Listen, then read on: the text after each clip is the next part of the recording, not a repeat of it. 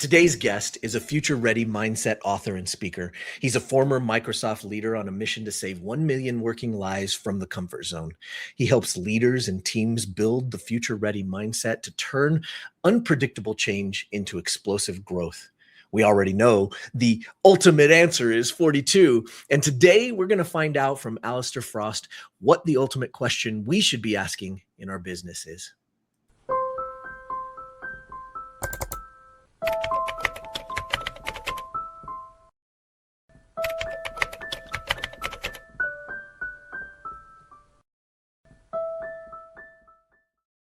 What's up, everybody? Michael Johnson here with the 42 podcast, where we already know the answer and we're on a quest to find the ultimate question. I'm excited you're here with me today as we explore the ultimate question with another amazing expert and business owner. Today, we have Allister Frost joining us on the show. Let's get Allister onto the stage. Allister, Hello. Thank you for joining us. Hello, Michael. It's lovely to join you. I'm so excited. I'm looking forward to talking about all things comfort zone and obsolescence and all the stuff that gets me out of bed every day. I love that. I love that. But first, we've got to go on a journey with you because we've got to learn a little bit about you, where you came from on this winding, crazy road to get to where you're at and what you're doing. So start from as soon as you'd like and as early as you'd like and share with us what this road I am fantastically old, despite this wonderful skin I've managed to maintain. It's a long story, but I'll keep it short. I started my life in the corporate world. I worked for a company called Kimberly-Clark, and I was a marketing guy there, making advertising and marketing campaigns for big brands like Kleenex and Huggies and stuff like that. Sure. And after 10 years, I saw this internet thing coming towards us and thought it looked a bit interesting. Wanted a slice of that action, and I was very lucky to get headhunted into Microsoft at a time when Microsoft, this is a long time ago, sort of the early 2000s, when Microsoft was going through that pivot of just, frankly, just grabbing money. It was just making money left, right, and center. Right. And it started to have real competition and needed to do marketing better. So it brought in some people like me from unconventional industries to help it figure out what marketing is. And I spent 10 very happy years at Microsoft working on incredible global campaigns and big launches. And 14 years ago, I left there and I started my own business, and I'm 14 years in now. And these days, I'm a business coach, a performance coach. I help organizations think differently about change. It's, for me, the necessity to see change as opportunity has never been greater. And I do that through keynote talks, workshops, and coaching and leadership seminars and things like that. I love that. That's amazing that you had the wherewithal to go from doing that with Microsoft and the company before for so long. You worked for somebody else. How did you make that choice and that decision to go out and do it on your own? That sounds really scary to me. It's a massive step, actually. And I, to be honest, looking back at the time, I don't think I realized how incredibly risky that was. I think my wife did, because she regularly reminded me how insane I was. Right. But I'll be honest with you. Some people are made for the corporate world. They love it. They love the politics. They love the way it works. For me, I was getting frustrated. I could see that things could move fast. I see that things are changing. And no matter how senior I got, there's only so much you can change in a large organization like Microsoft, of course, you know. Right. So I just got kind of tired of thinking about the same problems and trying to solve them through a different lens. And I realized that the rest of the world, every company that I met, our customers, I'd speak at conferences and things like that as a media spokesperson for Microsoft. And I realized that the rest of the world was way, way behind. You know, I was killing myself at the bleeding edge of technological innovation. And the rest of the world was sort of, 3-5 years behind. They hadn't even discovered this stuff. So I thought, I know, why don't I help them cut the corner? I'll fast track them through. And so I thought I'll go and teach them some of the stuff I know. That's amazing. And the rest is history. And the rest is history. And a lot of convincing your wife that you made the right choice. I think she's just about forgiven me now, or maybe she's forgotten. But I'm not years later. Genuinely, there are very few people that I know who have successfully left the corporate world, set up on their own and managed to stick it out, because it is really tough. It does require, nerves of steel.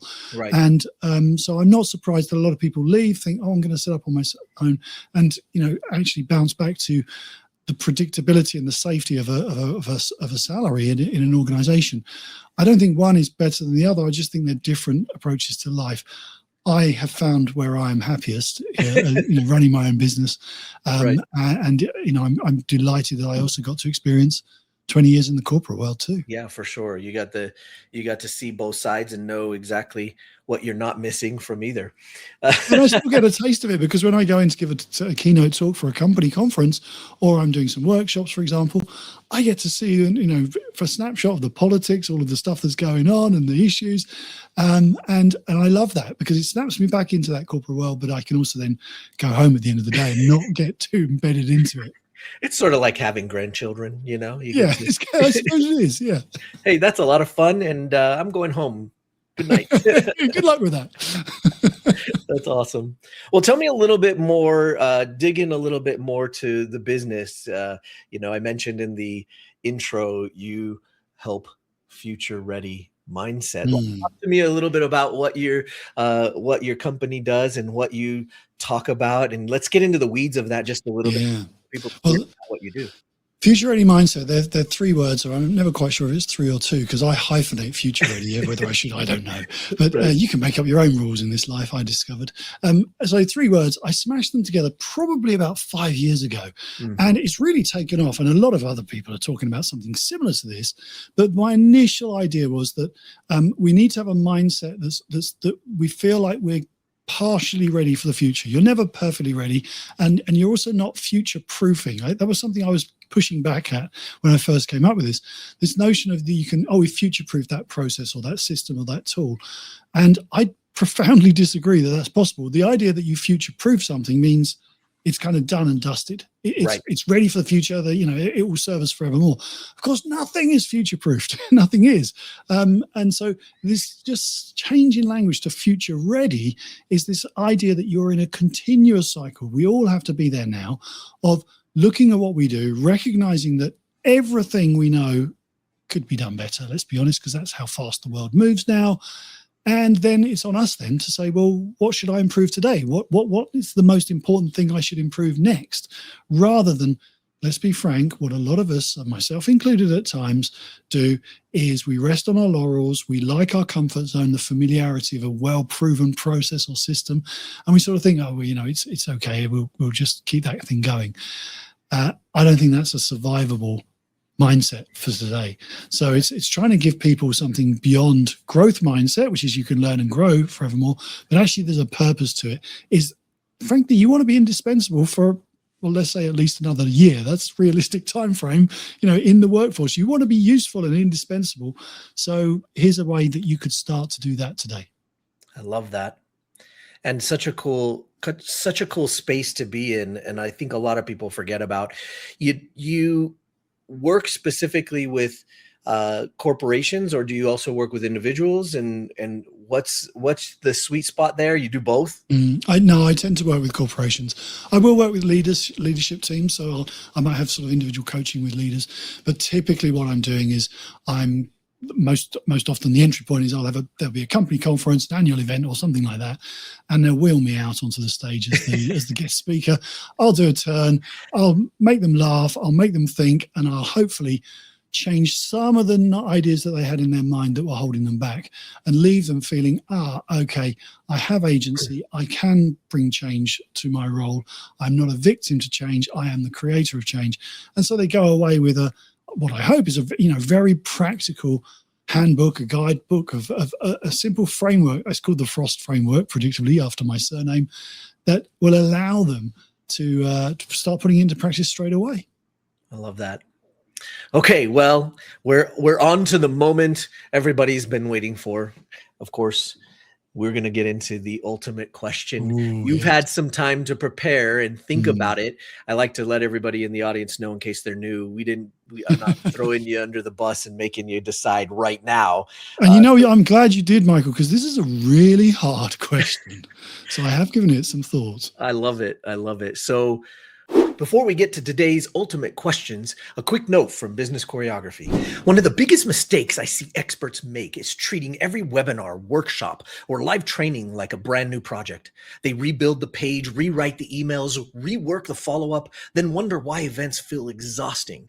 Business Choreography created the free Event Systems Masterclass to help you think differently. Instead of running random events, you can build a repeatable event system that educates your market, creates trust, and leads to more qualified conversations. You can watch it free at eventchoreo.com. That's eventchoreo.com. With that, let's get back to the show. What do you believe is the ultimate question we should all be asking in our business?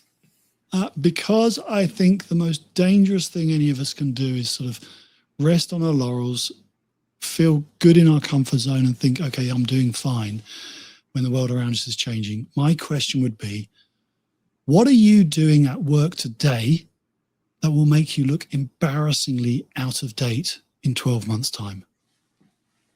What's that one thing that you're doing? And there'll probably be lots of them when you start thinking about it. But what are you doing at work today that actually, if you're honest, a bit of humility, you recognize that's going to make me look pretty silly 12 months from now?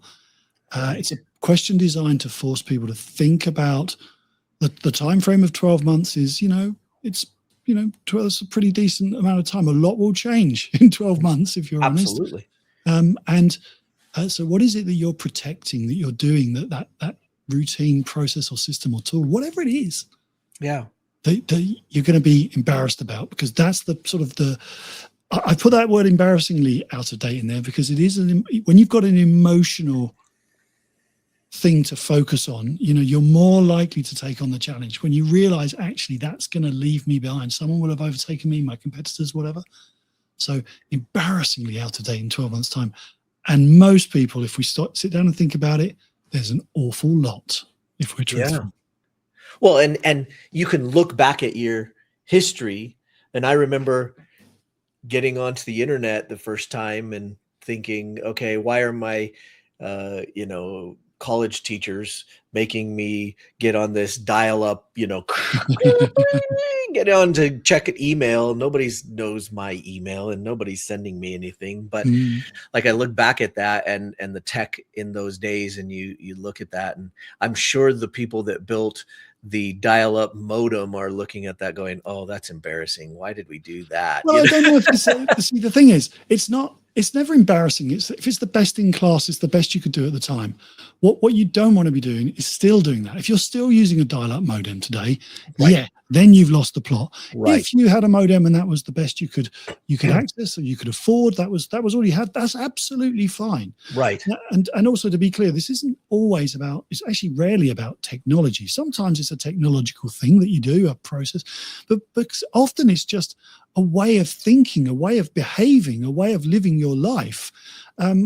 Because when you're forced to think what would make you look embarrassingly out of date in 12 months' time, you can look at your whole life in the round and everything you do about your business, and you can start to question things. And that's the essence of a future ready mindset for me, is putting in the work today to make something in your future a bit easier. Because you recognize that if I don't do this now, it's going to kick me up the backside in the future. Yeah. Right? I've got to deal with it now. And it's really about getting rid of the obsolescence in our daily practice at work before it makes us obsolete, before we become so attached to that thing and so blind to the other possibilities that we've been ignoring because we were comfortable doing the thing that we've always done. When we become obsolete, that's when we are of no use to the workforce. That's when we're going to struggle. And you mentioned it at the top. That's my mission. I've set it on myself to save 1 million working lives from the frankly painful atrophy, the slow atrophy of the comfort zone, of the familiar, of not paying attention because you're kind of busy and you've got stuff going on. And that's a completely normal place to be. But I believe it's the most dangerous place to be right now because the world outside of your comfort zone is changing by the hour. Right. And it's as simple as that. It almost seems even faster than it was. It seems like we're building up speed. But because that's what tech does. It's largely fueled by technology, but more so by the ingenuity of human beings who are using technology as a tool to do more. Right. And the person that's using the tech or using the ideas or paying attention is moving faster than you. So you don't want to be that person that gets left behind.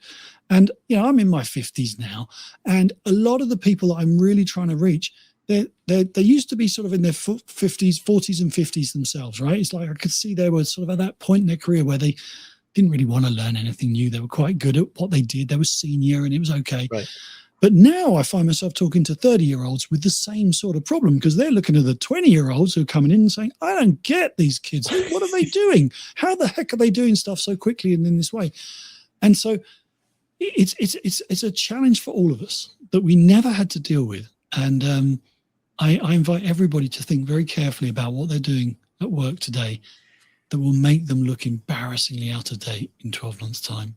And just pick one thing and see what alternatives there could be. Right. Simple One of as the that. parts that I love about the question, and this a little bit from my NLP days, is that we're using the future to look back in hindsight on something. and so there's a really cool juxtaposition there, like, hey, let's look into the future and then look back in hindsight and see what we're doing. And there's just some really cool value from being able to remove yourself and be able to gain perspective. And I think this question does that beautifully. That's nice. I in my book, Ready Already, which is about the future ready mindset, I wrote about this concept of, imagine if you had a time machine and you could travel to the future, not far, just maybe 12 months to the future. Imagine if you could, and you got to that destination, you could look out the window and you could see maybe somebody was using some new technology, or they were driving down the street in a different type of vehicle or something. And, and you saw all this stuff, you think, wow, that's amazing. If you could do that and then come back 12 months, you would surely be a different person, because you'd say, wow, I've got to get ready for that time. I want to be the first person to live my life that way. I don't want to discover it late. Right. So it's the same sort of thing. Is if you can try to sort of imagine what's possible with your life, then you suddenly realize, oh, everything that I do today is out of date in some respect. It's obsolete. It's of the past. It's not going to got me to where I am today, but it's not going to get me to where I need to be next. Right. Right. I love that. Man, what a cool question. Let's keep going, though. Let's keep moving into the next question.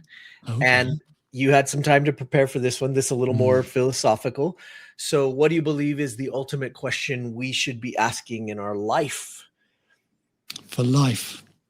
It's closely related to the business question, because business and life, frankly, they shouldn't be separated. They are one and the same. It's increasingly difficult to live two separate lives. One intrudes on the other. But I think life is more valuable and more precious and more meaningful, and that's the thing that you're probably going to reflect on in your later years of life, when your grandkids or frankly somebody in the care home asks you what you used to do. You're probably not going to talk that much about work. You're going to talk about your family, your holidays, your passions, your hobbies. So my ultimate question for life is, what wonderful thing is your comfort zone quietly preventing you from doing? Yeah. What wonderful thing is your comfort zone quietly preventing you from doing? Because how do we, if it's our comfort zone, what's your perspective on how we determine, because oftentimes our comfort zone is invisible to us, right? Like, it is comfortable, yes, and it's so comfortable we can't see it. And so how do you determine what our comfort zone is? Okay, so for me, a comfort zone it's a concept, but it's a psychological safe place where we feel at ease because we're not being challenged or tested particularly. It's sort of routine, right? So, we've all got comfort zones in life. We a physical comfort zone, like, your favorite chair in front of the telly or whatever it is, that's your place and everything's familiar and you know where everything is. And you're not really having to put a lot of effort into thinking about that space and how you should use it. You sit your backside into the chair and happy times are there. And but a comfort zone more broadly for life is that familiarity with the way things are. And on the flip side of that, it's the things that you don't do because they would be challenging to your comfort zone. They would require you to think or behave differently. So that's why I challenge people to think about what is your routine, your status quo, your normal daily existence, your comfort zone, quietly preventing you from doing. And the wonderful things will be different for everybody. That's why I like this question, because for some it might be learning a language, it might be traveling, it might be phoning your mum. I mean, it could be all kinds of things. Right. But they're wonderful things that for whatever reason you've not got round to doing. And I think we only get one shot at life. It is very short, and you won't remember, the stuff you bought or the possessions you gathered. You're not going to remember any of those later in life. You'll remember how you felt at key moments in your life and how it was to be a good human being and do the things that mattered. So that's why I really want people to sort of look at their comfort zone and say, you know what, I am a bit stuck in a rut. I am maybe playing it a little bit safe. And there is a wonderful thing that I've always wanted to do, and it's this, big or small. And then maybe challenge their comfort zone and say, what is preventing me from doing this? Right. Because often there's not a lot other than our brain telling us, oh, it's too expensive. Maybe I'll do it next year. Oh, it's too complicated. Oh, no, I'm scared. Whatever it is. Yeah. Identify the wonderful thing. Focus on the majesty of that. And I think you're more likely to pursue that dream than to let it pass you by. I love the idea of focusing on the majesty of your wonderful thing that you would like to do. There's so much, a lot of people talk about goals and setting goals and going after things. And then there's a lot of downplay on the idea that setting a goal is not, that doesn't work. But I feel like there's something deeper about this than setting a goal. There's something more visceral and more connected and deeper when you're thinking about what that wonderful thing is that you would do. And did you find yourself at some point on your journey asking yourself that? How did you come up with this particular direction? I find myself asking it all the time. And as every month, year goes by, as I get older, I think I look back on maybe missed opportunities when it's like, well, we should have done that trip we wanted to do, or we should have tried to, go to that restaurant that we heard about, just little things. Often they're just experiences, moments, but if you don't do them at the time, they're not there later on. And as I'm, approaching retirement, I've got a decade or more still to go, I hope, until then. But I hear a lot of stories from people who are very close to retirement. I often hear from people who are in my audiences who have retired and now are living their life, and they tell me what they're up to, and it's lovely to hear from them. But the thing that comes through more often than not is regret that people, left it so late to do things. Either they get health concerns or they financial worries, and they just, if only I'd sort of thought about this and planned ahead. And that is, again, comes back to the essence of a future ready mindset is thinking about how many weeks have you got left. I don't know, we'll put it in weeks. It's depressing, I know, but if that focuses your mind, say, you know what, I've only got 20 summers left, for example, or I'm making a number up, then you better make this summer good. Right. Why wouldn't you? Why would you waste it? Because then you've only got 19 and know where it goes. Now, none of us know when the end comes, and it's a bit doom and gloom, this, isn't it? But if that allows you to stop and say, where am I at in my life? What is the wonderful things that I thought I would do that was on my bucket list, or there was the things that just I should be doing? Get on and do it. Right. I love that. So many of our audience are experts and entrepreneurs, serial entrepreneurs and founders and coaches, consultants.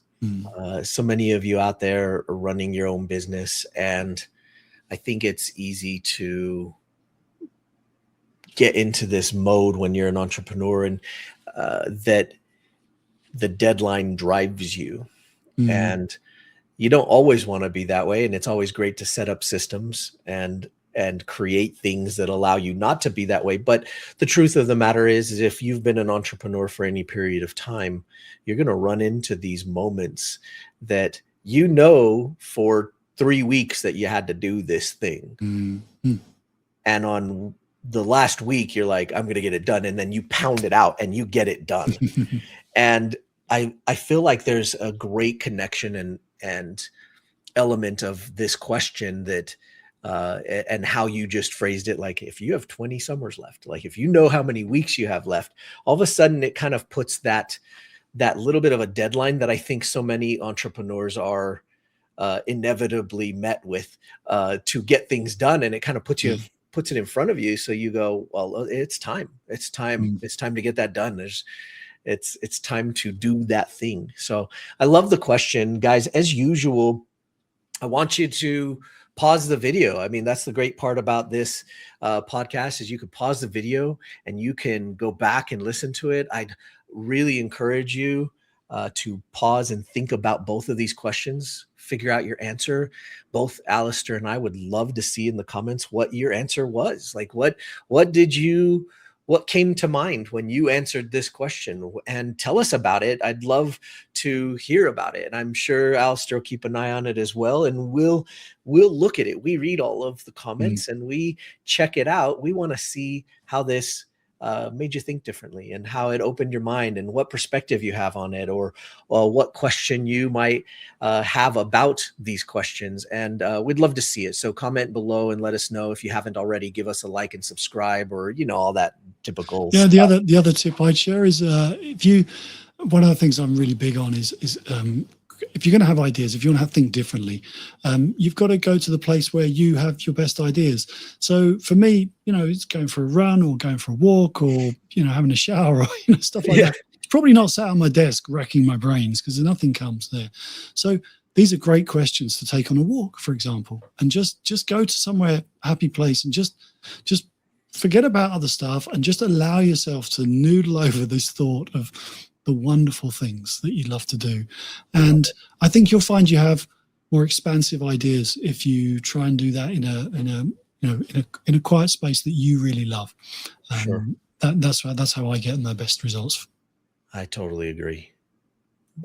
We have here in Utah this amazing waterfall, and it's only 20-30 minutes away, just up into the mountains a little bit. And what a great place. I love going there for that exact reason. And I'm sure we all those have two questions down, and then a little bit of paper, stick it in your pocket. Amazing. Pack yourself something to eat and a little drink, and off you go. Off you go. I love it. Allister, you brought something for our guests today. You've been so kind and generous to bring something for them, and I'd love you to tell them about what you brought for them. Yes, one thing I usually only give this out to my audiences at events, but it's a 28-day challenge. And it's a really simple thing that you can sign up to. We'll put the link in the notes.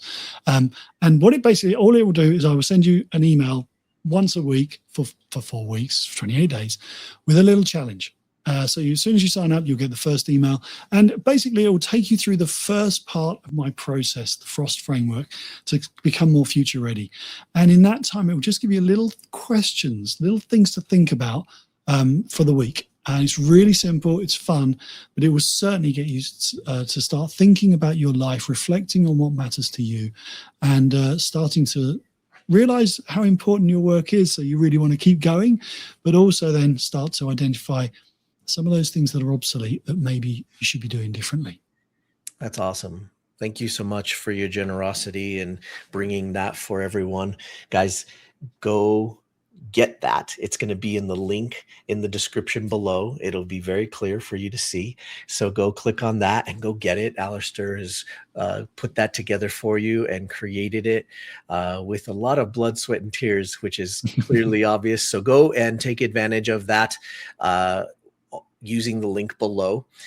Of course, Allister, thank you so much for bringing what I call your EEI, your experience, your expertise, and your insight to the show and sharing it with all of us.